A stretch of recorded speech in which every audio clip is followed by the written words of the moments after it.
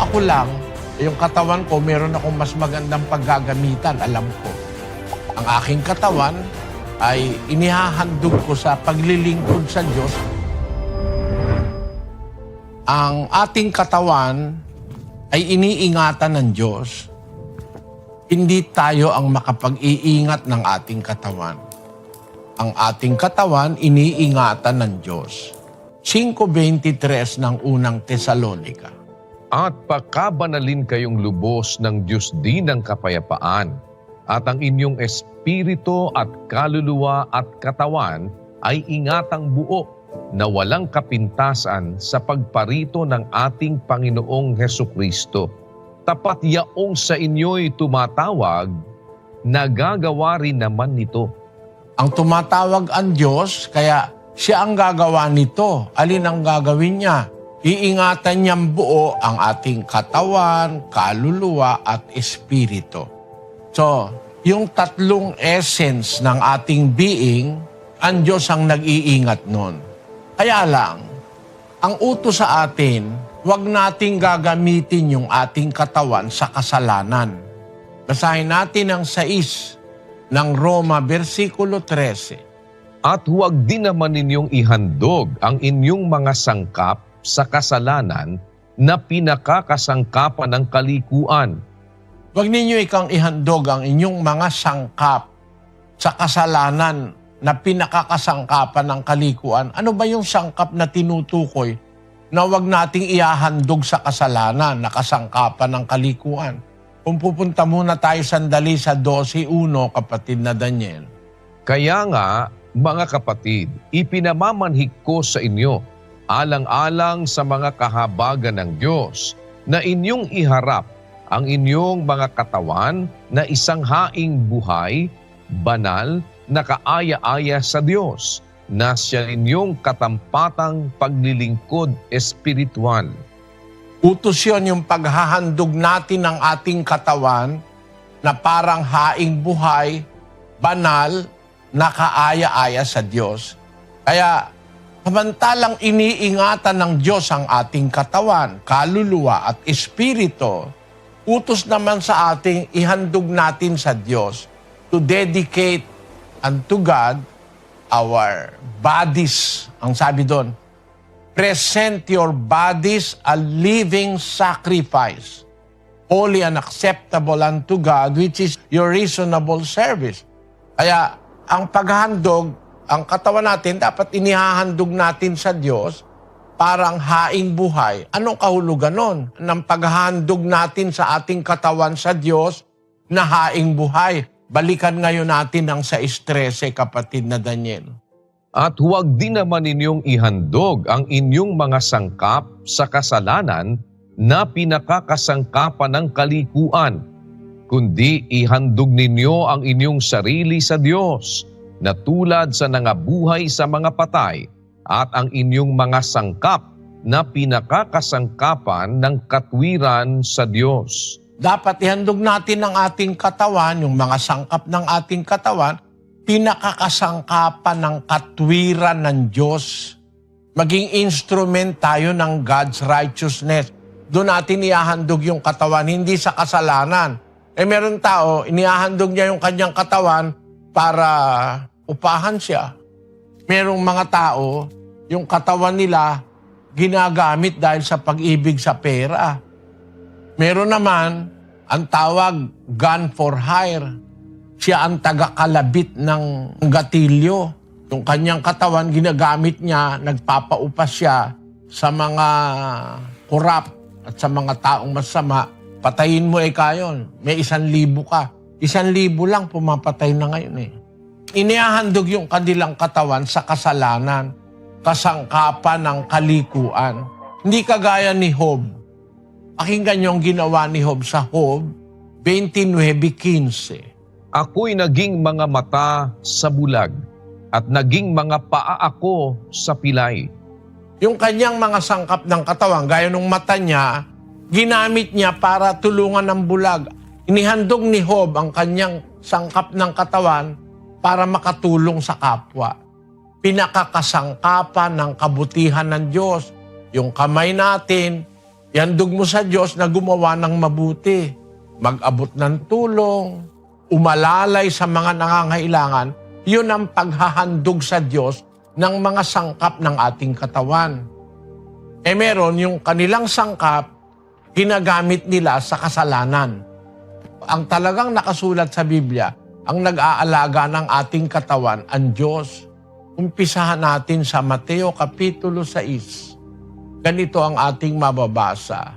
6 at 25. Kaya nga sinasabi ko sa inyo, huwag kayong mga balisa sa inyong pamumuhay, kung ano baga ang inyong kakanin o kung ano ang inyong iinumin, kahit ang sa inyong katawan, kung ano ang inyong daramtin. Hindi baga mahigit ang buhay kaysa pagkain at ang katawan kaysa pananamit? Masdan ninyo ang mga ibon sa langit na hindi sila nangaghahasik, ni nagsisigapas, ni nangagtitipon man sa mga bangan, at sila'y pinakakain ng inyong Ama sa kalangitan.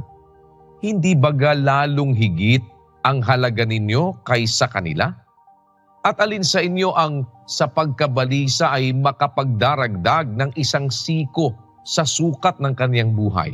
At tungkol sa pananamit, bakit kayo nangababalisa? Wariin ninyo ang mga liryo sa parang, kung paanong nagsisilaki, hindi nangagpapagal, ni nangagsusulid man. Gayon may sinasabi ko sa inyo, na kahit si Salomon man, sa buong kaluwalhatian niya, ay hindi nakapaggayak na gaya ng isa sa mga ito. Ngunit kung pinararamtan ng Diyos ng ganito ang damo sa parang, na ngayon ay buhay, at sa kinabukas ay iginagatong sakalan, hindi baga lalong-lalo na kayong pararamtan niya o kayong mga kakaunti ang pananampalataya? Kaya huwag kayong mga balisa na magagsabi, ano ang aming kakanin o ano ang aming iinumin o ano ang aming daramtin. Sapagkat ang lahat ng mga bagay na ito ay siyang pinaghahanap ng mga hentil, yamang talastas ng inyong Ama sa kalangitan na kinakailangan ninyo ang lahat ng mga bagay na ito. Siya ang may bahala sa lahat eh. Yun kang ibon, hindi naman kayo nagtatanim, hindi naman yun naghahasik, hindi naman yun nagbabangan, hindi nag-iistoryon. Pero wala kang makikitang ibon na matay ng gutom. Yun namang mga lilis, yung mga liryo, yung mga damo. Hindi naman kayo nagsusulid, hindi naghahabi. Pero ang damit nila, ang itsura nila, kung titignan mo, pati mga colors nila. Sabi nga ni Cristo, si Solomon, sa kayamanan niya at sa kaluwalhati niya, hindi siya nakapagdamit ng gaya ng mga ito, ng lilies of the valley. Yung mga damo na ngayon ay napakaganda, bukas ay susunugin. Mahigit kayo sa mga ito, kaya huwag kayong mabalisa tungkol sa inyong katawan kung ano ba ang inyong daramtin. Ibig sabihin, pati katawan natin, pati kaluluwa natin, pati espiritu natin, ang Diyos talaga ang nangangalaga dyan. Ang atin namang tungkulin, ihandog naman natin ang ating katawan sa paggawa ng mabuti. Isang handog na buhay, kaaya-aya sa Diyos na paglilingkod nating espiritual. Kaya ang punto ko rito, kung masisira yung katawan mong iniingatan ng Diyos, boxing, hindi na ako makikipag-boxing. Isipin mo, meron kasing nabo-boxing na-straight, baksak, patay. Kaya nga pag nakikita ko si Senador Manny Pacquiao, nakikipaglaban, nauusal ko, sana naman wag mapupuruhan. Kasi kababayan natin yung Pilipino Mahal natin yun. Tawag pa nga Pride of the Philippines Kahit saan ako pumunta, kilala si Pacquiao Sa Brazil, kilala si Pacquiao Pag tinanong, ano kayo, Pilipino? Oo, kako. Kilala mo si Pacquiao? Sabi niya, siyempre kako, Pilipino ako Kaya nga pag nakita kong parang may nagdudugo yung kanyang kilay, ako naaawa sa kanya Kasi alam ko, mabuting tao naman siya dahil yung kanyang pinapanalunan, may mga binibigyan siyang mahirap, binibigyan niya pa ng bahay pero kung ako lang, yung katawan ko, meron akong mas magandang paggagamitan, alam ko. Ang aking katawan ay inihahandog ko sa paglilingkod sa Diyos sa paraang nangangaral ako, naglalakad ako, nagpupuyat ako, nagugutom ako, nagpipigil ako ng ihi, nagpipigil ako ng pwedeng pigilin para lang tuloy-tuloy pangarap. Kahit na maiihi na ako, hindi ako pwedeng umalis dito dahil ako ang anchor ng show. Saka si kapatid na Daniel. Pero kung ginagamit natin ang ating katawan sa kabutihan, kasangkapan ng katwiran ng Diyos, hindi naman tayo pababayaan ng Diyos. Kaya nga sabi niya sa mga alagad ng una, huwag kayong mabalisa ukol sa inyong katawan. Ano ba, kakanin nyo? Ano ba, iinumin nyo? Ano ba ang inyong daramitin? Bahala ang Diyos dyan. Ang Diyos ang nag-iingat ng ating katawan, kaluluwa at espiritu. Pero tama yung perception na kung sa sports, masisira ang katawan mo, siguro iwasan mo. Pero yung mga martial arts, alam ko kapatid, hindi naman ikinasisira ng katawan yan. Ang kailangan lang naman sa atin yung moderation Meron kasing nag-aaral ng martial arts para pumatay ng tao. Yung mapuruhan ka sa liig, bumabaon yung daliri Nung araw kasi nag-aaral kami, tinuturoan kami ng konting martial arts sa high school Ang una, yung bigas, para raw tumigas yung mga daliri, pag gagaganunin ka sa bigas, matagal yun. Pagkatapos ng bigas, buhangin. No? Pagkatapos ng buhangin, bato na. Naranasan ko yun na sa high school pero yung iba ginagamit, pag matibay na ikayang iyong daliri, pag napuruhan mo sa liig, butas. No? Sabi ko, mahirap yata yun. Biro mo, yung kamay mo, pambubutas mo ng liig ng kapwa. O kaya pambabali mo yung kamay mo ng buto ng kapwa. Masama naman yun. Pero kung mag-aaral ka ng martial arts for self-defense, okay lang yun. Kasi ang tao naman, di naman masama sa Diyos na ipagtanggol mo ang iyong sarili dahil maraing ang masasabi.